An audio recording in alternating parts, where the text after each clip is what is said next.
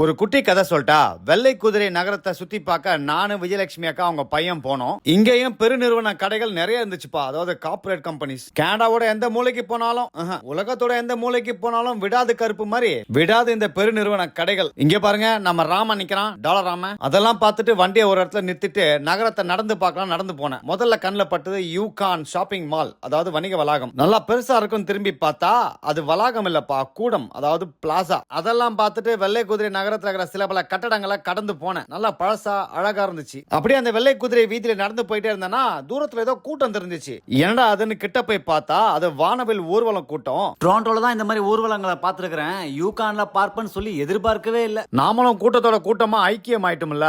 கடைசியா பூங்கால ஊர்வலத்தை முடிச்சிட்டாங்க. யூகான்ல இவ்வளவு மக்கள் ஒன்று கூடுறாங்க அப்படின்னு நினைக்கும் போதே ஒரே ஆச்சரியமா இருந்துச்சு. இவங்களெல்லாம் கடந்து அந்த பூங்காக்கு பின்னாடி இருக்கிற யூகான் நதி கரைக்கு போனேன். அது வேற மாதிரி இருந்துச்சு. அடுத்த குட்டி கதையில சொல்றேன்.